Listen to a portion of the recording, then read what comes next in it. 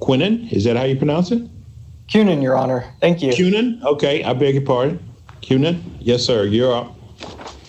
Thank you. And may it please the court. The district court made a number of jurisdictional and substantive errors in striking down the challenge rule. There are three that are particularly noteworthy. The first is the matter of standing. The second, the Tax Injunction Act's jurisdictional barrier. And the third concerns the fit between state law and the challenge definition of clothing, which has now been resolved by a state court of appeals in a way that's irreconcilable with the district court's ruling on every other part of this case. I'd like to start with standing, because there, TEA has sued in its associational capacity. Thus, it had to identify at least one member club that possessed standing to sue in its own right, and it's failed to do so. The only one identified by TEA is this club, I believe it's referred to as Odessa 2. But in the same breath, TEA turns around and says, well, that club's not actually a sexually oriented business. So it's as if TEA is trying to have its cake and eat it too, and somehow suggests that this one club, Odessa 2, is somehow affected enough to trigger federal jurisdiction, but not affected enough to actually be a sexually oriented business. Now, if I could turn to the Tax Injunction Act, my points there would be twofold. One, as far as purpose, this charge imposed by the state legislature offsets no regulatory cost of any program. It's not commensurate with any service provided by the state to sexually oriented businesses. And it doesn't operate in the nature of a penalty on noncompliance like some of the examples on which TEA relies. It also goes undisputedly toward important sexual assault victims services in a fund for that purpose, and it does generate revenue. The tax argument was vigorously presented to the Texas Supreme Court, and they just assumed it. Do you agree that it is a question of federal law? There would be no reason we would certify it. It is a question of federal law. I agree with that, Your Honor. There's no reason to certify that question. Okay. My only last point on the Tax Injunction Act would be, as far as the purpose, I believe TEA has described its purpose as laudable, but somehow not sufficiently public to render it a tax under the Tax Injunction Act. And we don't think that's a distinction that this court could police or enforce with any meaningful regularity in cases, especially not in this one. The third point I'd like to turn to is this fit between state law and the challenge definition of clothing. And that brings me to... Let me interrupt you, I guess, before we leave the Tax Injunction Act. So one of the factors, I guess, we're to consider is whether the legislature enacted this fee or tax or whether an agency did as part of regulation. Is that right? Correct, yes. Okay, so what are we to make of the distinction between the initial statute as passed by the legislature versus the rule that was promulgated by the commissioner? I mean, that's not enacted by the legislature. And isn't that the definition of clothing what's really at issue here? So doesn't that make it look more like a fee instead of a tax? No, Your Honor. And I think even the district court's analysis of that tax versus fee distinction goes to the underlying statute, because there's no question that that's what actually imposes this charge. I think TEA's arguments about the clothing definition frame it in terms of somehow expanding the scope of the entities to which that charge are subject, but not whether that changes the underlying character of that charge. So the court just looks to the fact that the legislature imposed it, and even the district court below agreed that factor points toward it being a tax. And then you look at things like whether it offsets any regulatory costs of any program and the purpose that it serves, and that sliding scale that this court's precedent has discussed. Here again, the fact that the legislature enacted it, I mean, I actually served in the legislature over in Mississippi, and we enacted legislation all the time that allowed agencies to impose fees. That doesn't mean that they were revenue generating to some extent, but that doesn't mean that they were taxes. And here, I mean, is there any difference to the fact that all these fees go into what we would call a special fund? So I'm not really sure on how Mississippi law would operate. I know under Texas law, the comptroller is not authorized to impose fees. He basically administers this charge that's imposed by the legislature. It's claim that the comptroller is imposing the fee itself. But even putting that aside, if the court were inclined to agree with TEA on the Tax Injunction Act point, that would still only at best get TEA to the merits arguments, and there TEA would fall short as well. What happened in state court in that Texas BLC case really illustrates the central flaw of the district court's reasoning, because in that case, there is a state administrative law challenge that argued that the definition of clothing either contravened statutory text, ran contrary to statutory purpose, or imposed some obligation beyond what the other underlying statute imposed. And the state court of appeals sided with the comptroller, necessarily determining that the clothing definition did not impose anything beyond what the underlying statute imposes. So against that backdrop, you see the legal error underlying the premise of the district court's conclusions and basically the rest of this case, right? At every turn, both TEA and the district court suggest that the comptroller has extended or imposed something beyond what the sexually oriented business statute imposes. And what the comptroller has said and explained in issuing this rule is, here's an undefined term in a state statute that the comptroller is taxed with administering. We've got this rule. It explains that the term is going to bear its ordinary plain language understanding. And my difficulty, and there is the interesting sort of parallel litigation, state federal, and tried to keep track of the more recent 2020 rulings in the state intermediate courts. But it does seem to me that the Texas Supreme Court, its unanimity was exactly following the secondary effects doctrine, that they put entire focus, as they have to, on the negative secondary effects. But here, even with the trial after the summary judgment, as far as I could tell, no one was able to articulate the blight or the crime or the STDs that this extra set of bars that would be swept in are causing.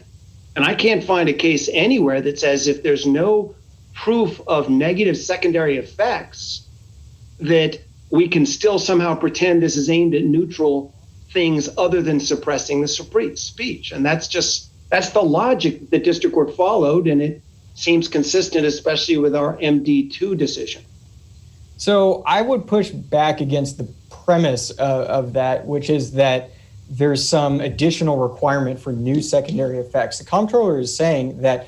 But I'm just going to interrupt you there. You know our MD2 decision, it was a 3-sentence decision saying if you want to say bikinis instead of just pasties, you've got to show proof that expanded set of expressive actors are themselves causing harm. And this case is not the MD2 case for one simple reason, and that is in MD2, you had the legislative body saying this current rule doesn't apply to the situation. We're going to impose a new rule. Here, what you have is the agency tasked with administering the existing statute saying this is what the statute means. It may be what they say it's what it means, but am I wrong that the record reflects for 7 years bars that are more like arguably sports bars where the private parts are covered one way or another were not being taxed? I mean, there may be a retroactive effect, but that tells me that now this government conduct is sweeping in a lot more speech. It's and not. You've got to justify it then. I'm sorry, I didn't mean to interrupt, Your Honor. No, go ahead. Well, again, the premise of that question is that is something new happening? The answer is no. This is what the statute has meant from its inception. But I'm going to push back again. You keep saying what they meant, but is it true or not, as a matter of record, that these latex bars were not being fined in the interim until the rule? That's the whole reason the rule was rewritten. So it suddenly sweeps in a lot more economic activity. I don't really know if I can agree to that. Consider it, just stepping back, that this rule is separate again from. So we're talking about two different things. So the underlying statute was challenged almost immediately from its inception, and tied up in litigation for, till I believe wasn't final till maybe 2015, 2016, something like that. During that time, I don't know, maybe as a matter of administrative convenience, to what extent it was being enforced, at what level those enforcement actions were actually going out. But the point is that after the TEA state court litigation about the constitutionality of the entire statute is wrapped up, now basically you've got a small trade group saying, well, during that time, we've convinced ourselves that the statute doesn't actually mean what it says, and they do so at their peril. There's a generally applicable definition in the comptroller rule to which there's no additional, say, due process concern where parties affected negatively by an interpretation of a statute can say, well, we've got a due process right to more. There was notice and opportunity for comment that was engaged in. The comptroller can't, it would be a pretty remarkable proposition to say that the comptroller tasked with administering this statute can't enforce it as written because, for example, some entities argue, well, we were led to believe or led ourselves to believe it might mean something different. And maybe that all goes to something like an as-applied challenge, but as far as the facial validity of the rule, this is a rule that administers a statute that has been found to be constitutional under the First Amendment. Counsel, and sorry to interrupt you, but what the Texas Supreme Court upheld was the statute itself, not the clothing rule, correct? Correct. And we're here because the clothing rule, I can't, I'm with Judge Higginson, I can't see how the clothing rule didn't extend the reach of this fee because there were clubs that weren't paying it before who are subject to it according to the comptroller now based on that definition of clothing, right? Well, they've been subject to it. And if the court were to go that route, it would reach a result that is irreconcilable with what the Texas BLC court said in the first district. It's not possible to find that this rule extended the statute and in the same time in state court find that it's a valid rule under state law because it can't be a valid rule if it extended anything. They're diametrically opposed results. But what if this group wants, the next step they want to censor more people? In other words, they say, okay, now what about, Beyonce or the sports bars? We now think the clothing doesn't include, let's say, latex rubber. So we know before we just excluded latex paint. So then all the bars decide, okay, now we're just going to have little latex rubber things affixed, which I assume right now wouldn't trigger the fee. If you do a latex rubber little thing on top, as opposed to the liquid, it wouldn't. So then they want to say, well, we'll get a few more bars. Isn't that exactly what MD2 was looking at? The creeping censorship?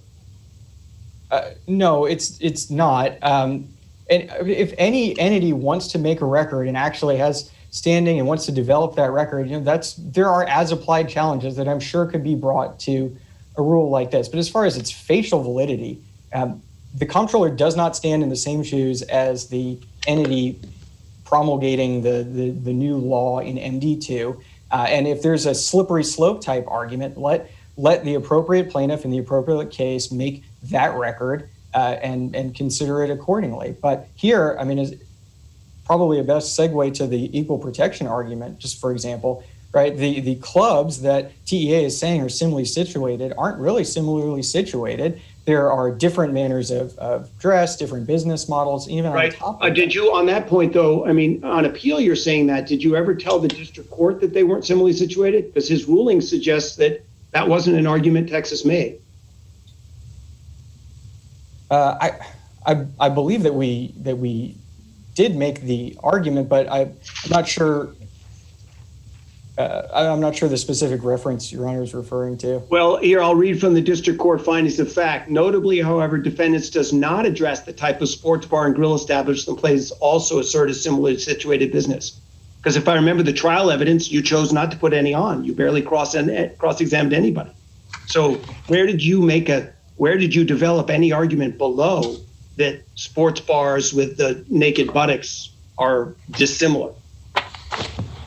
So, Your Honor, the problem there is that that's a question about equal enforcement of the statute. There's no question that the rule applies equally everywhere. There's no suggestion, and we did argue this below, that the rule means the same thing at various institutions. It's not really the definition of clothing that TEA is complaining about. At some level, they've just challenged the wrong thing in this case. They're really complaining about the statute, and that's why the court should either reverse and render judgment that there's no jurisdiction, or if it finds there is, render judgment for the comptroller on the merits.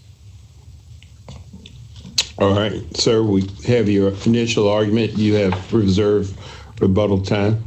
Let's hear from Mr. Allen. Good afternoon, and may it please the court. As the panel correctly pointed out, there's two things at issue here. There's the $5 fee statute, and then there's the latex rule, which are distinct government actions. The $5 fee statute was enacted January 1st, 2018 is when it became effective. Steve Kraft, the TEA representative, testified at trial that there were certain businesses previous to the enactment of the $5 fee statute that operated as topless clubs. And after the enactment of the $5 fee statute, they changed their business model to become latex clubs. And that testimony is in the record at 1558. Fast forward to October 28, 2016, and the comptroller publishes the Texas Register declaring the latex rule, which says that clothing does not include latex as applied to the anatomical areas.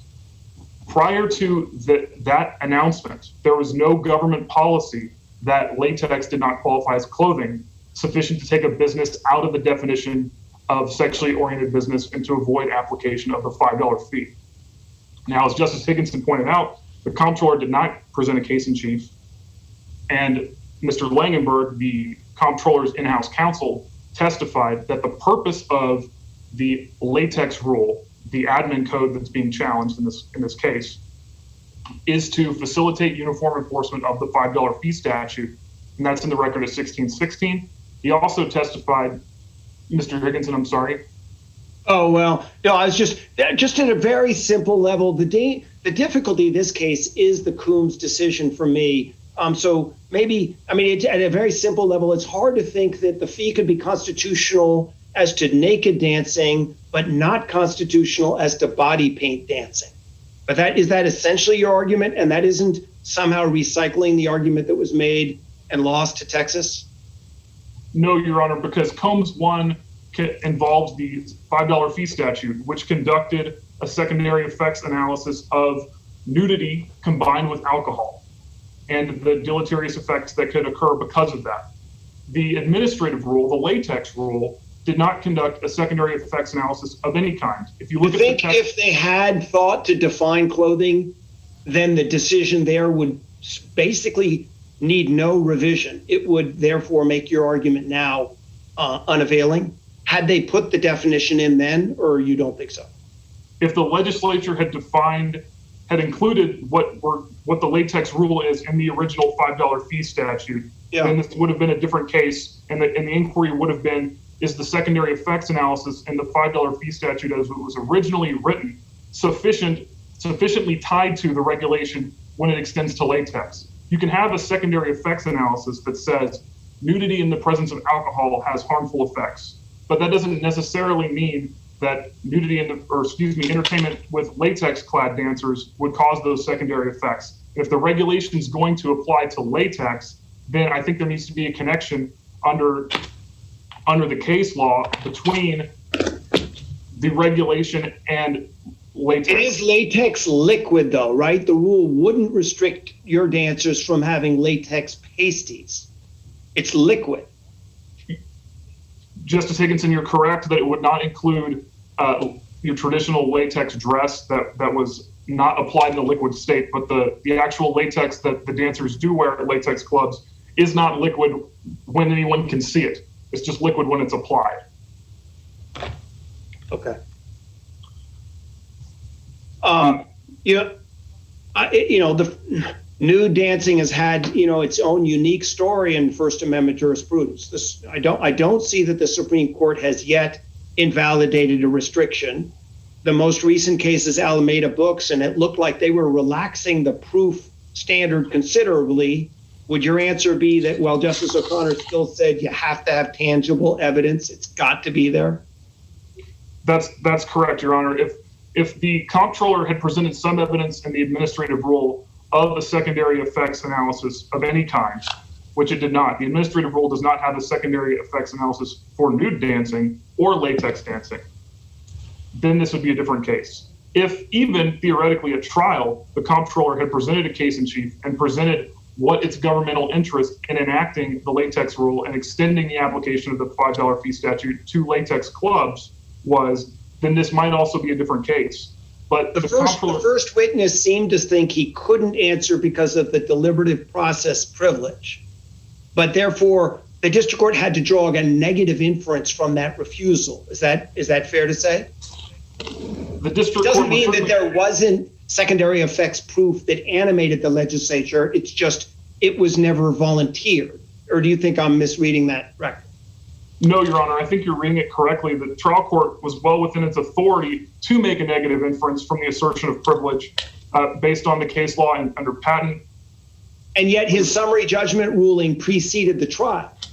That's correct, because the summary judgment response submitted by the comptroller did not present an interest. Yeah. In other words, if we make a First Amendment challenge, if the TEA makes a First Amendment challenge and says this is a content-based infringement on expression or content-neutral infringement on expression subject to O'Brien, and then the government does not come back and present either an important government interest in the O'Brien case or a compelling government interest in the content-based restriction case, then summary judgment's appropriate.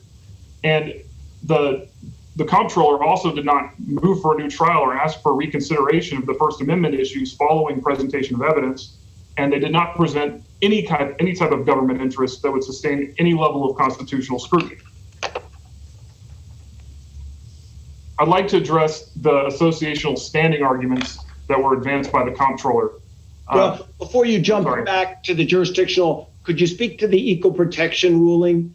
And I mean, it is a little bit of a stretch to say these are similarly situated, right? The sports bars, people are there to watch sports, and I guess that these bars, they're to watch pole dancers. It's a different group. It's a different. Do we have a very developed record on why these would be similarly situated? Yes, Your Honor. So they're similarly situated in the sense that they are businesses that feature entertainment that is nude in the presence of two or more people and involves the service of alcohol, which is sufficient to make a business a sexually oriented business under the statute. And nudity in this context is a very broad definition. It would include what we would traditionally think of as a woman in a bathing suit. If there was any side cleavage, for example, of the female breast, that would be nude under the statute. If the buttocks were not fully covered, that would be nude under the statute. So if you have a restaurant that features waitresses who are wearing skimpy clothing, then that is nude under the statute. And the testimony of Steve Kraft, which was, again, unrebutted in the record at trial, was that there were several businesses like that where the waitresses were entertaining the patrons of the restaurant in order to earn tips and to earn money, that those businesses exist and that's their model. And the evidence was also unrebutted that Mr. Kraft had never heard of any of those businesses that he was affiliated with ever being assessed the $5 fee. And the comptroller, after that being put into the record, never came forward with evidence that they had enforced the statute against any business like that, or a business that features concerts. So if you think of female pop stars like Beyonce, and that's also in the record, a photograph of her where she's clearly nude under the statute. She's not nude in the colloquial sense, but part of her buttocks are exposed, and there's the service of alcohol. That's entertainment that is nudity, and that is similarly situated to the plaintiff association members who are cabarets, gentlemen's clubs as traditionally understood, that feature stage or lap dances. And if you look at Mr. Zavala's testimony, he was the comptroller's enforcement agent. He testified that if he went to a bar or restaurant that featured waitresses who were fully nude, he would not have assessed the $5 fee against them so long as there were no stage or lap dances. And that's in the record at 1541. If you look at the sexually oriented business observation reports, and there's an example of one of those at 1628, they have a checkbox for lap dance, table dance, and other. There were a number of observation reports that were put into the record at the trial court. They all checked lap dance or table dance. They never checked other. There was no evidence that anything but a cabaret had ever had the $5 fee statute enforced against it. I do want to let you get back to the point you were going to, but I do the discussion that came up about the intermediate Texas courts, that was in 2020, and the court vacated its own decision on mootness, didn't it? That's correct. And so would you speak to whether or not you think it's sort of pronounced categorically on this issue? No, Your Honor. I think that the comptroller is kind of trying to make a collateral estoppel argument based on a finding of an intermediate first court of appeals that happened after the trial court's determination in this case. And not only is that an issue because it's antecedent, but second, it's an issue of state law. The court determined in BLC in January of 2020, the first court of appeals, that the latex rule could survive a state APA challenge. That is entirely separate and apart from the question of whether it survives First Amendment challenge, whether it survives due process or equal protection under the federal Constitution. And importantly, the trial judge made a finding at the record at 905 that by drafting the word clothing to no longer include latex gloves, the comptroller, as a matter of fact, expanded the scope of the $5 fee to businesses that were not previously assessed the fee. And by There's doing no that, other state court litigation where this constitutional issue is being litigated that you know of by your clients, for example? the federal issues, no, Your Honor, not that I know of. All right, well, go on to your standing or tax discussion. Yes, Your Honor. So as the court's aware, there's three factors that are evaluated on a sliding scale to determine whether challenged government action is a tax or a fee. Who assessed it, whether it's legislative or administrative. And in this case, the $5 fee statute, which is not what's being challenged, was enacted by the legislature. But as Justice Wilson correctly pointed out, the amended rule was enacted by the comptroller. And when you combine that with the trial court's finding that the effect of the amended rule was to expand the scope of the $5 fee, you have a separate government action that's being challenged, and it's not barred by the Tax Injunction Act because it's enacted by an administrative agency, and that leans into it being a fee. The second factor the courts consider is whether it was imposed broadly or upon those it was intended to regulate. Well, the $5 fee statute only applies to sexually oriented businesses. The amended rule only applies to latex clubs. That's a very small subset, and the subset that the statute was intended to regulate. And by the way, the statute defines it as a fee itself. And then the third factor is whether the primary purpose of the assessment is to generate revenue or to regulate. And if you look at Texas Government Code 420.008, that's the Sexual Assault Program Fund. That's where the money goes. B1C provides that Business and Commerce Code collections under 102.054 go into this Sexual Assault Program Fund. And the court may note that there was a late filed amicus brief or a motion to file an amicus brief by Texas Association Combating Sexual Assault. And that amicus or purported amicus, had a pecuniary interest in this case because they have an interest in the revenue going into that Sexual Assault Program Fund.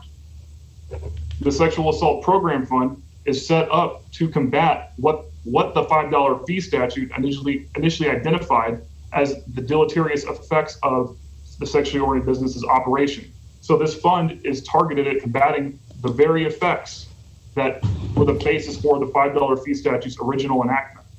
Who spends that money? That's a good question. Does the legislature appropriate those funds once they hit that special fund in terms of specific uses, or does an agency spend that money sort of like a special discretionary fund? Do you know? I only know what the statute itself says, and the statute provides that it goes to the Sexual Assault Program Fund. Whether an administrative agency like the comptroller it determines where that money goes or how it's spent, I'll confess ignorance to that.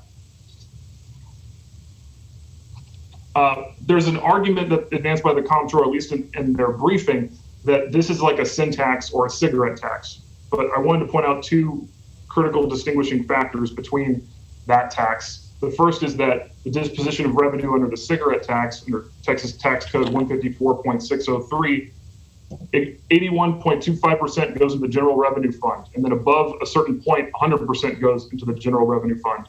All of the money earned from cigarette tax, for the most part, goes to the general fiscal coffers of the state of Texas and not to a fund designed to combat the negative effects of smoking, for example. And there's also nothing in the record or anywhere indicating that the purpose of the cigarette tax or another analogous sin tax is to combat negative secondary effects of the activity that's thought to be regulated or the activity that's affected, the type of consumption that's affected. You agree with the opposing counsel, maybe I already asked you this, that there'd be no reason to certify back to state court whether this is a tax or a fee? Yes, Your Honor, I agree that that's not an issue of state law. That's an issue of Tax Injunction Act, which is federal law. And one last point on the Tax Injunction Act issue is that the Tax Injunction Act itself has an exception if there's not a speedy and efficient remedy at the administrative or state court level. And the SOA, which is the State Office of Administrative Hearings, that hears appeals of assessments of the $5 fee statute, has repeatedly taken the position that it can't hear constitutional challenges to the statute or the act. And an example of that is in the SOA decision in the record 1805, Jaguars El Paso argued due process concerns with the assessment, which the ALJ judge acknowledged in the background, but then didn't address in the findings or the evaluation of the decision and disposed of it on other grounds. And the court can also take judicial notice of, for example, SOA docket 458204245, where it says, quote, the ALJ lacks authority to consider rule on response constitutional challenges as the judiciary is the exclusive jurisdiction to hear and decide constitutional issues, close quote. So the State Office of Administrative Hearings does not provide a remedy for challenging this fee. Even if the court were to determine it's a tax, there's an exception to the Tax Injunction Act where there's not an adequate remedy. There's not a speedy and efficient venue to challenge this.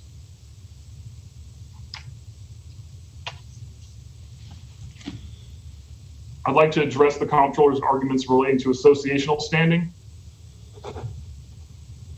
The sole issue challenged today by the comptroller is that the other members would have standing to sue in their own right. In other words, the comptroller argues that we failed to present evidence at trial of TEA members who could stand in the shoes of the TEA and file this lawsuit such that the TEA would have associational standing. And I'd first like to point out that the only stage prior to this appeal where standing was raised at all is at the motion to dismiss stage. This wasn't raised at summary judgment, and this wasn't an issue raised at trial. But despite all of that, the TEA still did present ample evidence in the record that there were members of the TEA who were harmed by the enforcement of the latex rule. The first is Steve Kraft himself, who is the TEA's representative. He said he was associated with many latex clubs that did not experience enforcement of the $5 fee statute against them until after the latex rule went into effect in 2017. That's in the record at 1558. Additionally, Jaguars El Paso, and I cited to that SOA decision earlier, challenged the application of the $5 fee statute against them. Jaguars El Paso is a latex club and it's a TEA member. And the fact that it's a TEA member is also in the record at 467 to 470. Also, Jaguars Odessa, which is another location of Jaguars, challenged the application of the latex or the $5 fee statute against them as a latex club, both for periods before and for periods after enactment of the latex rule. And after the comptroller initially assessed SOB liability, the decision was litigated in front of the State Office of Administrative Hearings, and the State Office of Administrative Hearings found for Jaguars Odessa, and that's in the record at 1898 to 1902. So you have two Jaguars clubs, as well as all the latex clubs with which Mr. Kraft is associated, who all experienced enforcement of the latex rule and would have standing to bring the case themselves.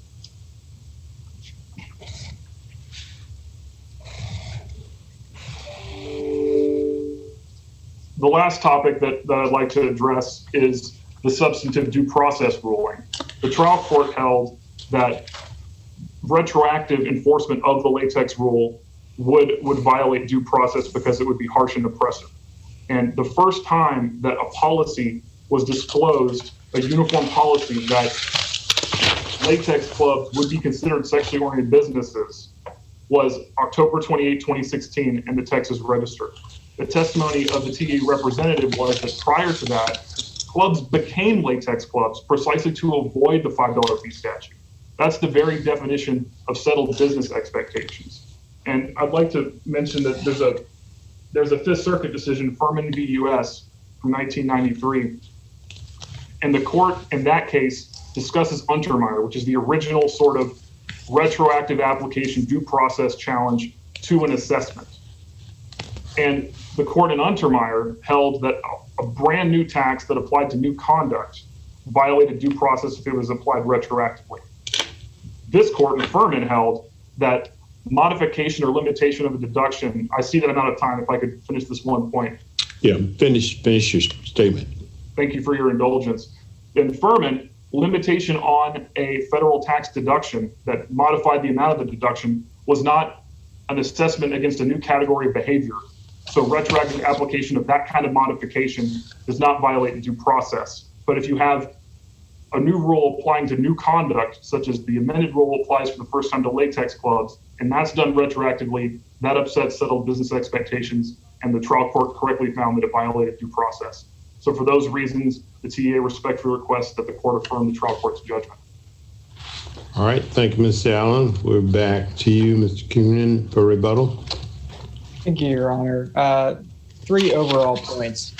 One, as far as the first court litigation, I think that it bears repeating something that the first court said in its initial, now vacated decision. It said at page 14 of its decision, were we to conclude that the statute imposed the SOB fee when the specified body parts were covered but not with clothing, then we would necessarily conclude that the comptroller did not expand the application of the fee to businesses not previously taxed. And it went on to explain that it could thus interpret the statute and the rule in a manner contrary to that reached by the district court. We now know that that analysis has happened in the comptroller's favor. Opposing counsel said that there were no other state court cases pending where these constitutional issues were at play. That's not true. There's a case called JAI Dining versus Hagar, and I believe the case number for that is D1GN 17002833. And at the end of the day, this statute is what the comptroller's rule reflects that it says. It's a pretty remarkable proposition that a state administrative agency can't enforce a statute as written without it being declared unconstitutional to issue a rule publicly explaining what an undefined term means. On the First Amendment, TEA had no response to our point in our reply brief that the rule itself is content neutral on its face. It is just a definition of clothing. The choice of attire is not inherently protected expression. If TEA has to explain that, oh, by the way, some people who might be wearing latex also happen to be engaged in protected activity, that doesn't give rise to a First Amendment. Just one point you just added there, I didn't see in your brief. Choice of attire is not expressive, protected expressive behavior. That would, I don't know of any authority for that proposition. Are you familiar with the Seventh Circuit's case in Schultz? The attire dancers wear, that becomes classic protected expression. The point is, when you're looking at blight and crime, that's when the court has said the focus is on neutral activities. Judge Higginson, I'm just quoting the court's opinion from Kennedy versus Bosher Parish. It's at 18 of our reply brief. A person's choice of attire is not inherently, a person's choice of attire conveys no particularized message. It requires explanatory speech on top of it to make TEA's argument that, oh, by the way, some people who are wearing the liquid latex or foam or gel or what have you are also engaged in protected activity. That's like if we end up agreeing with the district court that the amended clothing rule, expanding the number of bars that are covered without proof that this other type of dancing causes negative effect, if we end up agreeing that it's a content-based restriction, do you then concede it would be unconstitutional? Well, in no. your brief, it seemed like you only argued intermediate scrutiny under O'Brien. Well, so we do argue intermediate scrutiny here, but we also cite those DC Circuit cases that explain that you don't need a new round of administrative fact-finding in a scenario like that. So we don't concede that. And I didn't hear TEA have any response to our point there. No, but my question is, if we conclude that it is content-based because the secondary effects doctrine doesn't apply, I don't see anywhere in your brief saying that it would survive strict scrutiny. Do you recall, would you take that position, or would you at that point that accept under strict scrutiny it would be unconstitutional? I mean, I guess I would just say the bigger picture that if what the district court found is that this rule brings clubs within the ambit, I think that was its term, the ambit of the sexually oriented business statute. Well, we already know from Combs 1 in litigation with this party on the other side that that's a constitutional ambit.